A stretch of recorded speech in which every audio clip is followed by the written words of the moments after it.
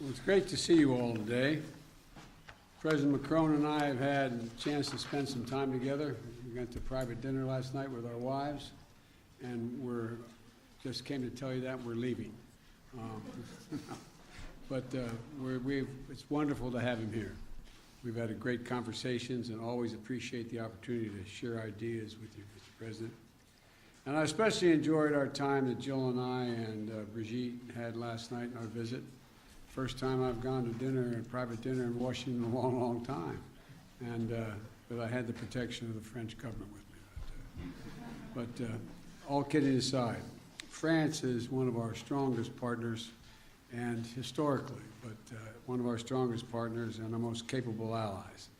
And Emmanuel has also become a friend, in addition to being president of that great country. And we share the same values, and will remain the core common agenda that we address all challenges together.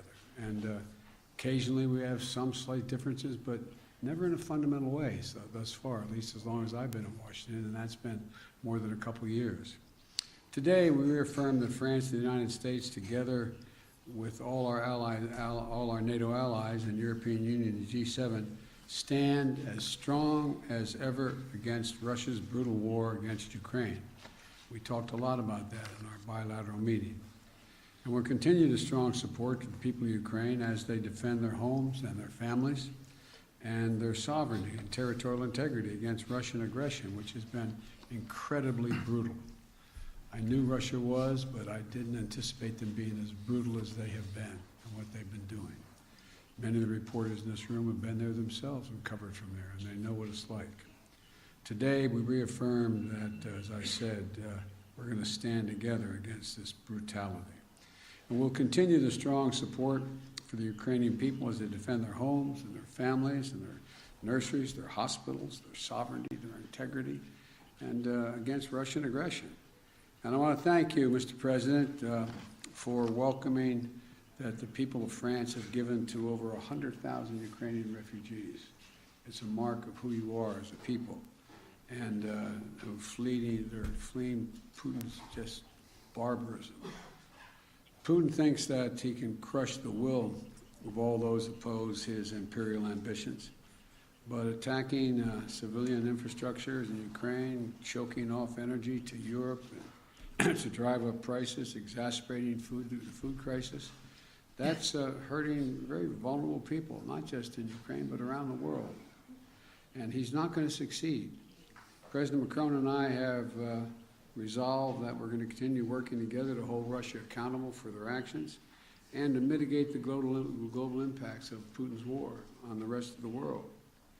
The United States is helping Europe diversify away from Russian natural gas in the immediate term, and while accelerating our clean energy transitions, and we're going to continue working in close partnership with Europe as we move forward.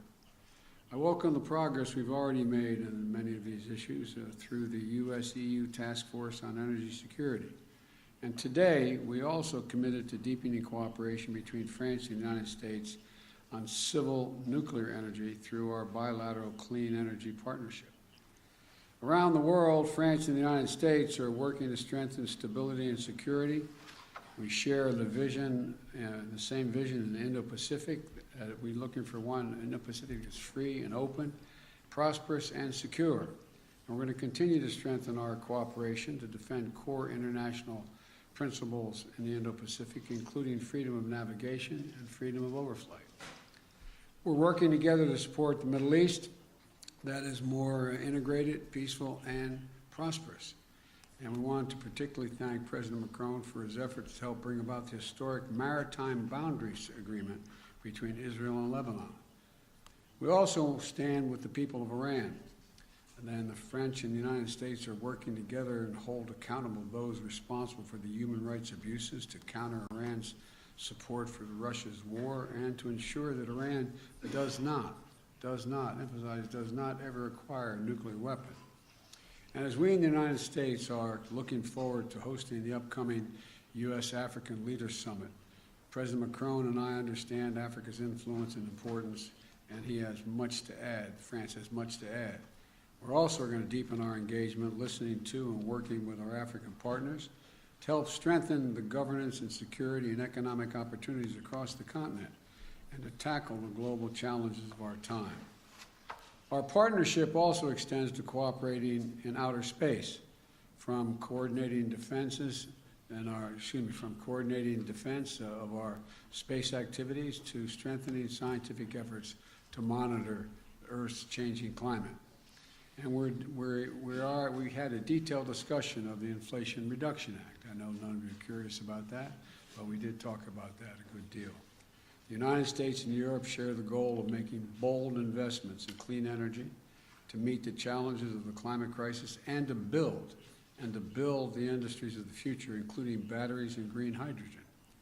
We agreed to discuss practical steps to coordinate and align our approaches so that we can strengthen and secure the supply chains, manufacturing, and innovation on both sides of the Atlantic. We ask our teams to follow up on this part as ongoing U.S.-EU consultation continues, because we can work out some of the differences that exist. I'm confident. France and the United States are also leading efforts to strengthen the global health and global health security. President Macron visits falls on the World AIDS Day, and I want to particularly highlight our joint effort to reach our goal of ending the AIDS epidemic by 2030. That is a goal we set, a goal we're going to accomplish, and the goal we're sticking with. And to do it, we have all the tools we need. We just have to make finishing this fight a top priority for not just the two of us, but for other nations as well. And that's why I'm proud to take the baton from you, President Macron, and host the Global Fund's 7th Replenishment Conference this year, building on France's strong record of leadership. We've raised $15.7 billion with the United States and France as the two largest contributors to the Global Fund, and it's going to save millions, literally millions of lives. If I listed all the areas where cooperation between France and the United States were delivering meaningful progress, we'd be here until dinner time. But so let me just close by highlighting our long-term investment to deepen the ties between our people, particularly the U.S. French Fulbright program, which celebrates its 75th anniversary and has facilitated thousands of exchanges between our students, our educators, over the last decades. It's been critical to our relationship. It's a key part of ensuring that the future of this vital alliance remains strong and vibrant for generations to come. So Emmanuel, thank you again for all that our nations are doing together in cooperation. My administration has built our foreign policy around the strength of our alliances, and France is the very heart of that commitment. So merci, my friend, and I look forward to continuing to work with you. And as I used to say in the body I worked in a long time in the United States Senate, the floor is yours. Merci, Monsieur le Président. Monsieur le Président. Thank you, Mr. President. Mr. President, dear Joe, thank you ever so much for these words that very much reflect the discussions we just had. But most importantly, thank you very much for your warm welcome. And indeed, together with my wife, Brigitte, we were very pleased to share this moment together with you and your spouse last night. And let me tell you how honored and moved we are, both my delegation and myself, to be here, invited by you on the occasion of this first state visit by your administration. And regarding this relationship, we said it this morning, and you just said it again,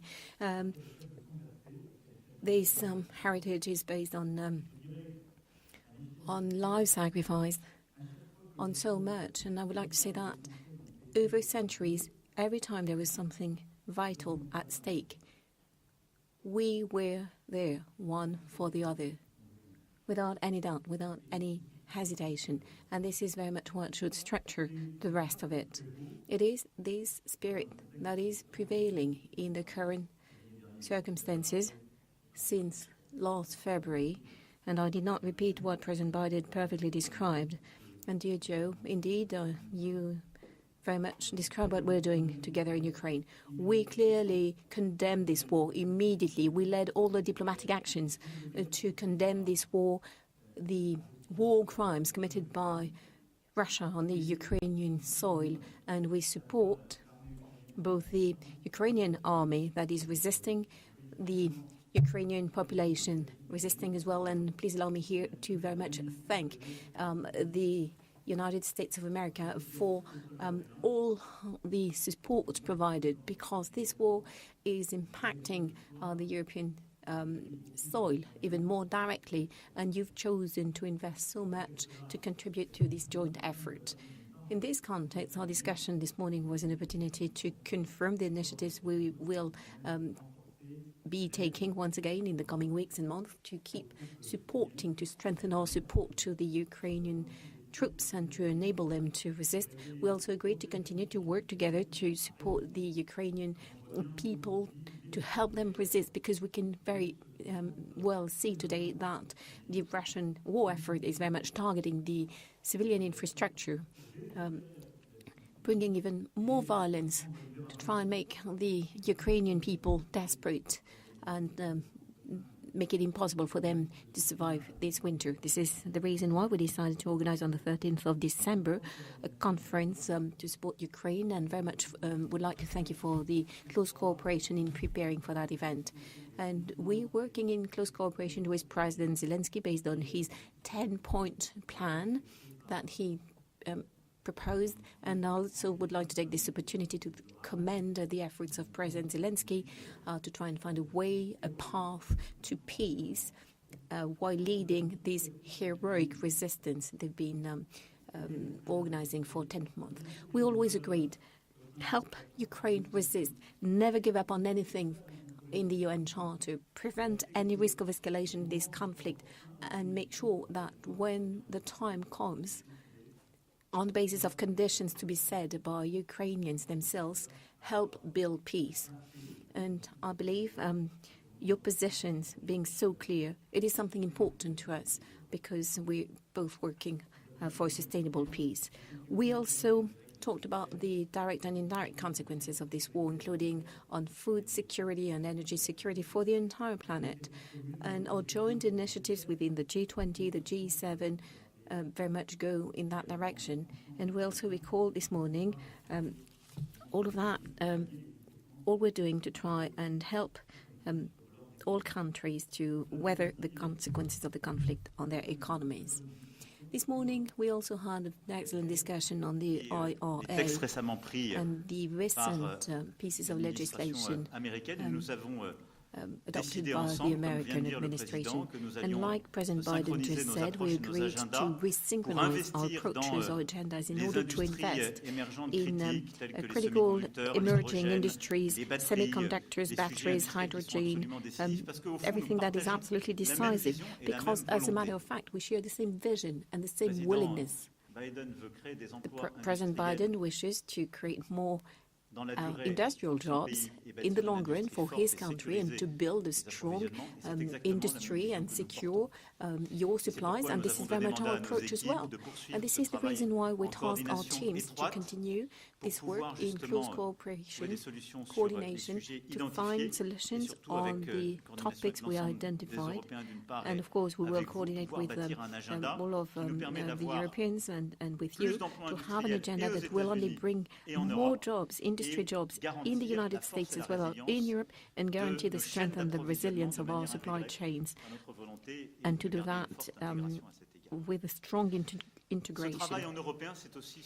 This European work is also the one we want to deliver on all of the issues on our agenda.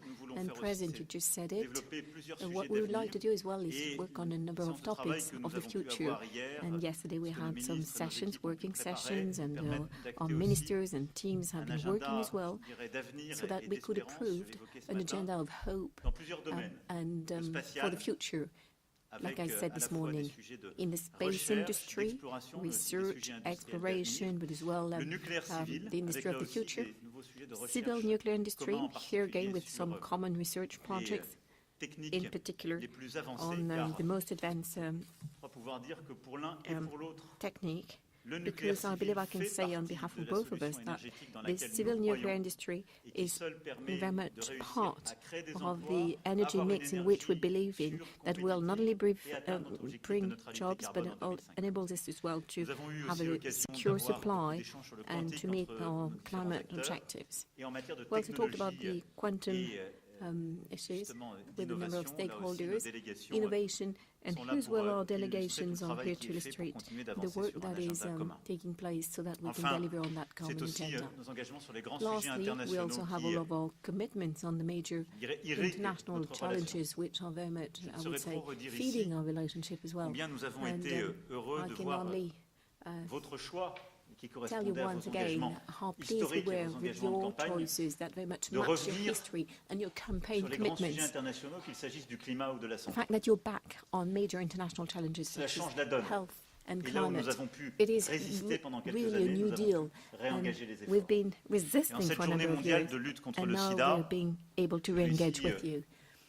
And on this day of World AIDS Day as well, we are very much continuing to work to deliver by 2030. And I would like to say how much has been achieved by both our countries, which are major contributors to the Global Fund to deal with, of course, eradicate AIDS, but also malaria and a number of other diseases for the benefit of the most fragile populations. And the same goes in our relationship when we're doing everything we can to deal with climate change and biodiversity. Of course, we want more innovation, we want to promote solutions on climate change, but we also very concretely acknowledge a number of initiatives in this respect on the occasion of this state visit.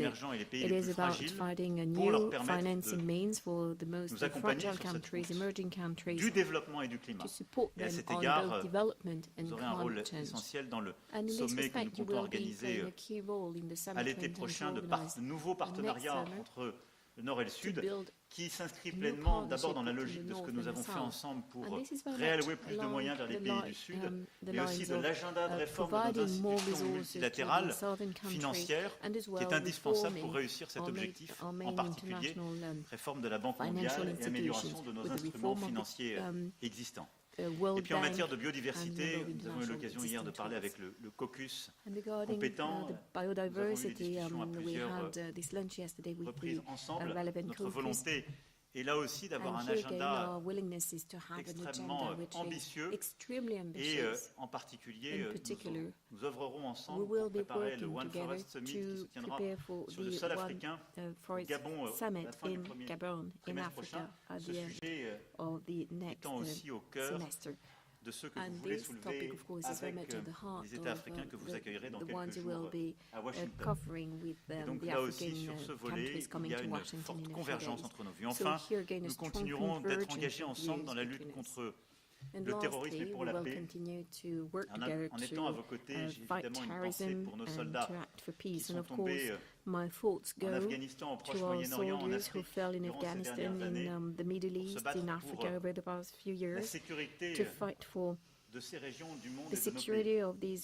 Et je veux ici encore vous redire notre engagement de continuer à être engagés dans notre coalition internationale Proche et Moyen-Orient à travers notre action militaire et nous continuerons de l'être de manière très étroite car nous n'avons pas fini ce combat. Et je pense qu'il est important de le rappeler à tous nos alliés et tous nos partenaires. Nous devons continuer d'agir contre le terrorisme islamiste dans le Proche et Moyen-Orient. Cet agenda n'est pas terminé. Je voulais vous remercier aussi pour l'aide précieuse que vous nous avez apportée durant toutes ces dernières années et que vous continuez de nous apporter dans la lutte contre le terrorisme au Sahel et en Afrique de l'Ouest. Cette aide est précieuse et nous a permis ces dernières années, y compris ces dernières semaines, d'avoir des résultats extrêmement concrets. Et donc nous continuerons là aussi d'œuvrer ensemble.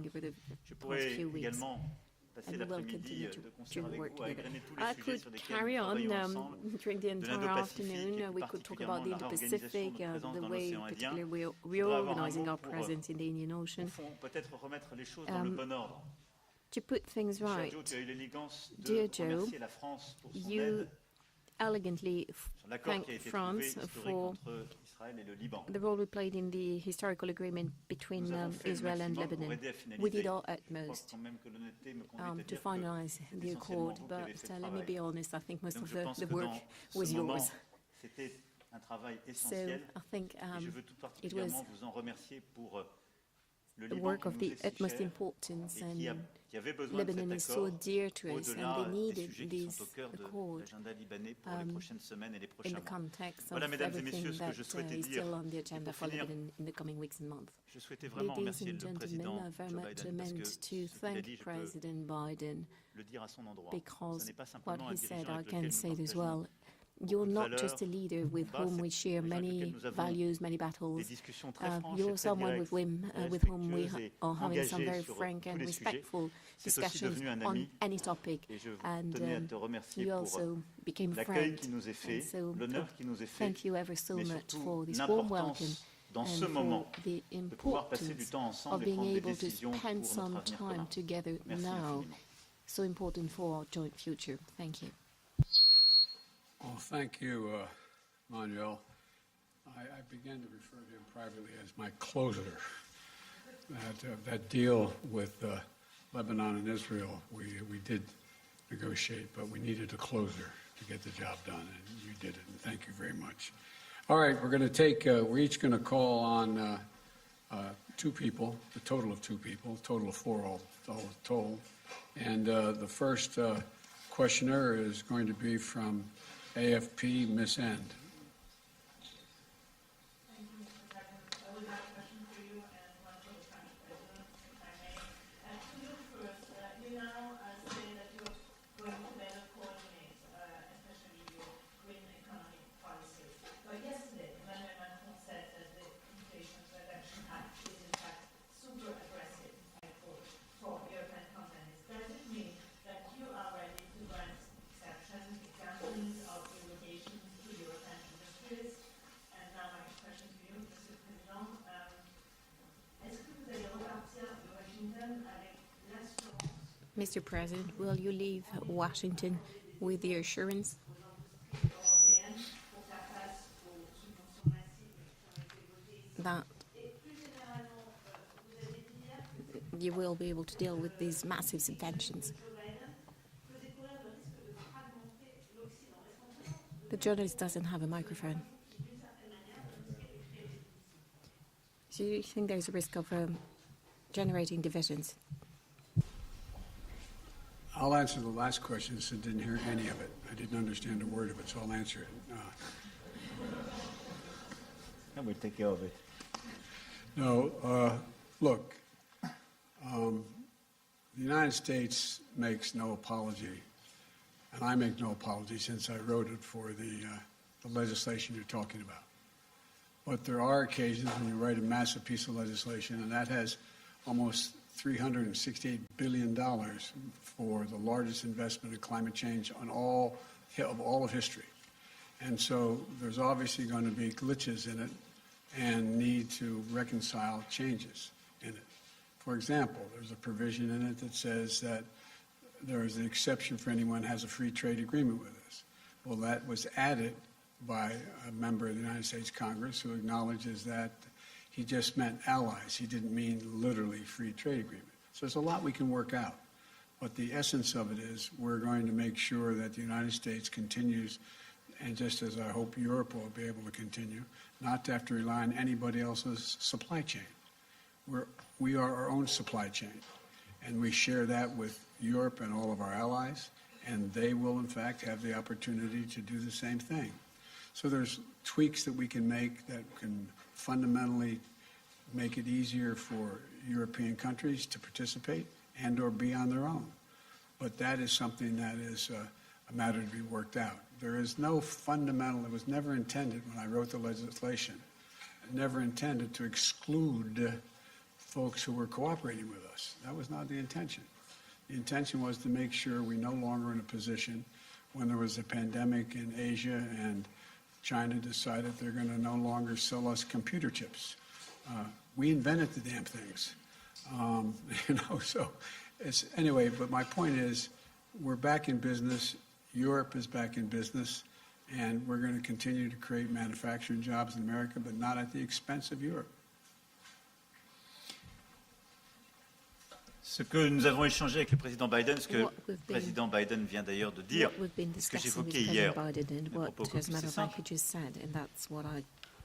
Les États-Unis d'Amérique ont pris une législation pour leur industrie et leur pays avec un objectif que nous partageons. Créer plus d'emplois, créer des opportunités pour les classes moyennes et réussir à accélérer la transition climatique. La réalité, c'est que les conséquences, et notre discussion a permis de parfaitement montrer que ce n'est absolument pas l'objectif des États-Unis de le faire. Mais une des conséquences de cette législation est que sur des projets qui étaient en train de se développer sur le continent européen, l'écart de subvention est tel que ces projets risquent de tomber. Ça n'est pas l'intention du président Biden. J'ai pu hier d'ailleurs discuter avec plusieurs sénateurs et représentants au Congrès. Ils m'ont assuré que ça n'était pas non plus leur intention. Et donc, la France n'est pas venue ici demander en quelque sorte pour son économie telle ou telle exception. On est venu partager la manière dont nous visions les conséquences de cette réglementation et à un moment où, au fond, l'actualité nous somme d'agir encore plus de manière concertée ensemble face aux défis mondiaux, de resynchroniser, comme j'ai pu le dire, c'est-à-dire de trouver une dynamique positive nouvelle pour se dire, clarifier quels sont nos objectifs et comment agir ensemble. La discussion de ce matin, pour moi, a été parfaitement claire. Et j'ai senti d'ailleurs la même intention chez l'ensemble des membres du Sénat comme des représentants hier. La volonté du président Biden est de refaire ici une industrie forte et d'avoir, en quelque sorte, de sécuriser les solutions technologiques pour l'avenir. La France veut exactement la même chose pour elle-même. Et nous nous battons jour et nuit depuis un peu plus de 5 ans pour faire la même chose dans notre pays, ce qui nous a permis de stopper près de 15 ans de désindustrialisation en France et de recréer des emplois industriels et des solutions dans notre pays. On veut juste continuer de faire cela. Et donc on va le faire ensemble, c'est pourquoi nous avons décidé, en lien avec les autres Européens, la Commission européenne, d'avoir un travail qui doit être un travail maintenant technique pour que, en quelque sorte, ces effets en domino qui pouvaient exister sur les projets qui étaient en train de se développer en Europe soient réglés. On veut réussir ensemble, pas l'un contre l'autre. Ça a été clair, c'est ce qui ressort de ce matin. Et c'est exactement la philosophie que je partage. C'est celle dont nous avons besoin. Bonjour messieurs les présidents, William Galibert pour la radio RTL. Pour compléter la question de ma collègue, monsieur Biden, en français on dit qu'il n'y a pas d'amour, qu'il n'y a que des preuves d'amour. Est-ce que vous avez l'impression que votre ami français repart entièrement rassuré, que vous avez rassuré sur les questions économiques vos alliés européens? Et puis, pourrait-on avoir quelques précisions supplémentaires? Est-ce que vous vous êtes fixé, monsieur Macron, des échéances précises pour ces discussions économiques, des secteurs précis sur lesquels vous attendez peut-être des aménagements des politiques économiques américaines?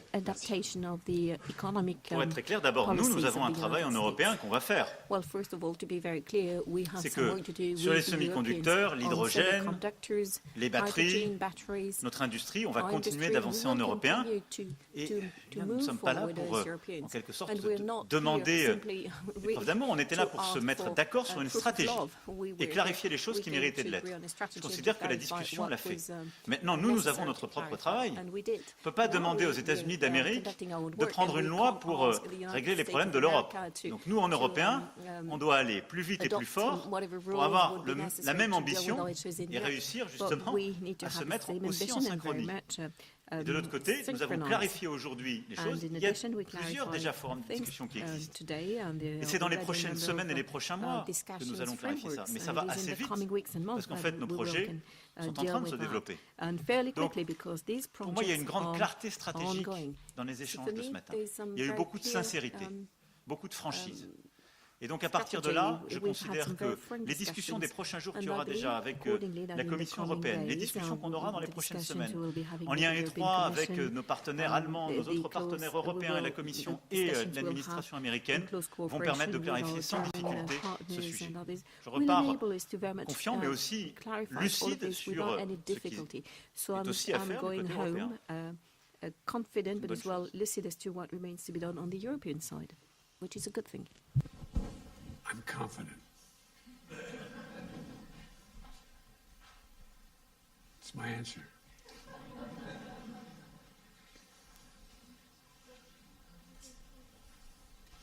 Okay, who's the next question? Got my list here. On this side. Is it my turn to call on someone? Right? Okay, how about NPR, Tom or Keith?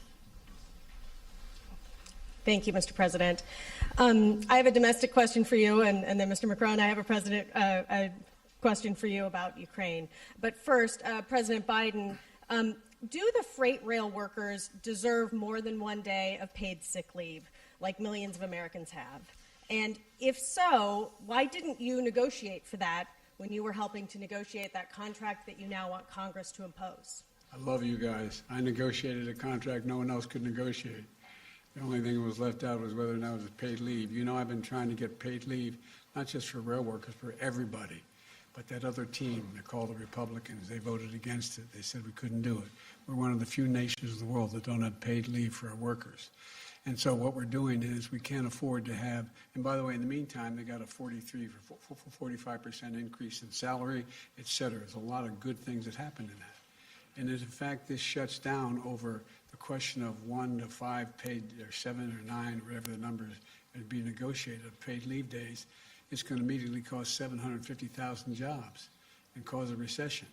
And so what I've made it really clear is that what was negotiated was so much better than anything they ever had, that it's worth, and they all signed on to it, by the way. There are only 4 unions out of the 13 or 14 that didn't agree. So the majority at the time was that I presented it. They asked me to do it. I presented it. They all signed on. But here's the story. It doesn't mean because we are going to pass this, God willing, by Friday, by the time, by the weekend, that I'm going to back off of paid leave. I made it really clear. I'm going to continue to fight for paid leave for not only rail workers, but for all American workers. I imagine it may surprise some of our European friends that there's no paid leave in the United States of America. We're one of the few major countries in the world that don't have it. And it's about time. And so that's the context in which this all took place. And labor signed on to it as well, as you recall, initially. There were 4 unions out of the, I think, 13 or 14 that didn't like it. But I think we're going to get it done, but not within this agreement. Not within this agreement. We're going to avoid the rail strike, keep the rails running, keep things moving, and I'm going to go back and we're going to get paid leave, not just for rail workers, but for all workers. President Macron, here in the U.S., President Biden is asking Congress for $38 billion of additional funding for support for Ukraine. There's been some pushback from Republicans in Congress saying that they cannot continue to write a blank check. So do you have confidence that the United States will be able to continue supporting Ukraine's defense in the way it has over the past year, in the months going forward? And did you talk to President Biden about trying to urge Ukraine to negotiate to end this war, especially with winter bearing down and the effects on energy prices? Look, I do thank President Biden and his administration for the great commitment they had vis-à-vis Ukrainian people. And let me just say that our 2 nations are made of values and history. And what is at stake in Ukraine is not just very far from here, in a small country somewhere in Europe, but it's about our values, and it's about our principles, and it's about what we agreed together in the UN Charter, protecting sovereignty, in territorial integrity. And this is why I do believe that having the U.S. strongly supporting the Ukrainians in that time is very important, not just for the Ukrainians. For the Europeans, we are. This is why we do thank you for this solidarity. But for the stability of our world today. Because if we consider that we can abandon the country and abandon the full respect of these principles, it means that there is no possible stability in this world. So I think it's extremely important to have you so much committed. So I'm confident because I think your people and your representative do endorse and understand this objective. We will follow up our own support. We increased our military support. We increased our economic support. We are increasing our humanitarian support. And for the second question you raised, let me tell you that we will never urge the Ukrainians to make a compromise which will not be acceptable for them. Because they are so brave and they defend precisely their lives, their nation, and our principles. And because it will never build a sustainable peace. If we want a sustainable peace, we have to respect the Ukrainians to decide the moment and the conditions in which they will negotiate about their territory and their future.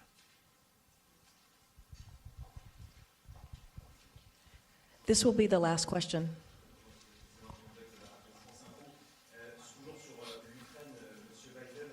Emmanuel Macron doit s'entretenir dans les prochains jours, les prochaines semaines avec Vladimir Poutine. Le lien est maintenu depuis le début de la guerre. Vous n'avez pas toujours été d'accord avec cela. Est-ce qu'aujourd'hui, vous approuvez l'approche du président français? Une deuxième question pour vous deux, alors que la guerre en Ukraine semble aujourd'hui à un tournant. Est-ce qu'il vous semble réaliste que le président Zelensky conditionne l'ouverture de négociations à un retour, je veux dire, dans le giron ukrainien de la Crimée? Merci.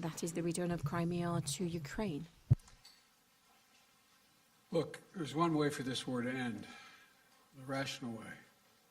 Putin to pull out of Ukraine, number one. But it appears he's not going to do that. He's paying a very heavy price for failing to do it, but he's inflicting incredible carnage on the civilian population of Ukraine, bombing nurseries, hospitals, children's homes. It's sick what he's doing. But the fact of the matter is, I have no immediate plans to contact Mr. Putin. Mr. Putin is, let me choose my words very carefully. I'm prepared to speak with Mr. Putin if, in fact, there is an interest in him deciding he's looking for a way to end the war. He hasn't done that yet. If that's the case, in consultation with my French and my NATO friends, I'll be happy to sit down with Putin to see what he has in mind. He hasn't done that yet. In the meantime, I think it's absolutely critical what Emmanuel said. We must support the Ukrainian people. The idea that Putin is ever going to defeat Ukraine is beyond comprehension. Imagine them trying to occupy that country for the next 2, 5, 10, 20 years, if they could. He's miscalculated every single thing he initially calculated. He thought he'd be greeted with open arms by the Russian-speaking portions of the Ukrainian population. Go back and read his speech when he invaded, when I said they were going to invade, and they did when we said they were. Go back and read the speech he made.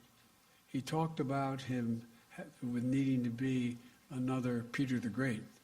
He talked about the need for the people that Kyiv is the mother lode of Russian identity in the beginning, et cetera, et cetera. He's just miscalculated across the board. And so the question is, what is his decision? How does he get himself out of the circumstance he's in? I'm prepared, if he's willing to talk, to find out what he's willing to do, but I'll only do it in consultation with my NATO allies. I'm not going to do it on my own. Thank you. Sur la question que vous posez et les préconditions ou les conditions qui sont mises par le président ukrainien, je pense que ce qui est important pour nous tous de regarder, c'est qu'au moment même où l'Ukraine est en train de résister, de subir des crimes de guerre, de subir des attaques sur ses infrastructures civiles, de mener des contre-offensives, le président Zelensky a proposé un plan de paix en 10 points. Et je pense que notre devoir, c'est d'engager le travail avec lui, parce qu'il y a une vraie volonté de la part des Ukrainiens d'aller sur le terrain de la discussion. Et nous le reconnaissons et nous le saluons. Et je peux ici vous dire, pour avoir été pendant plusieurs années responsable du suivi de ce qu'on appelait le format Normandie, et donc de la mise en œuvre des accords de Minsk. La dernière réunion qu'il y a eu entre le président Zelensky et le président Poutine, elle date, c'est d'ailleurs la seule, de décembre 2019. Et nous étions à cette époque-là avec la chancelière Merkel.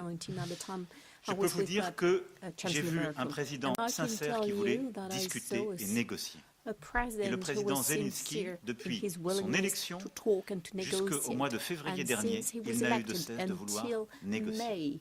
Celui qui a décidé de lancer une guerre, c'est le président Poutine. J'en étais le témoin direct, y compris par le déplacement que j'ai pu faire en Russie et en Ukraine au début du mois de février. Donc il est légitime que le président Zelensky ait des préconditions pour négocier. Maintenant, nous devons travailler la substance de ce qui peut être à terme un accord de paix. Et ensuite, c'est l'évolution des prochaines semaines et des prochains mois qui nous dira le moment qui est le bon et le choix des Ukrainiens. Une fois qu'on a dit ça, je continuerai en effet à parler au président Poutine, et d'ailleurs on s'en a entretenu ce matin avec le président Biden, parce que nous avons constamment essayé aussi d'éviter des escalades et d'obtenir des choses très concrètes. Et donc en particulier, j'aurai une discussion sur la question de la sûreté et de la sécurité des centrales nucléaires dans les zones contestées, en particulier celle de Zaporizhzhia, parce que je pense que le travail que la France mène depuis plusieurs mois, et d'ailleurs depuis le début du conflit, rappelez-vous, on l'a fait dès le mois de mars, sur la centrale de Tchernobyl, en soutien du très bon travail fait par l'AIEA et son directeur général, M. Grossi, est important. Donc il faut continuer de faire cela et d'engager. Nous continuerons. Voilà. Merci beaucoup. Thank you so much. Ladies and gentlemen, distinguished guests, please remain in your seats until the official delegations have departed. Thank you.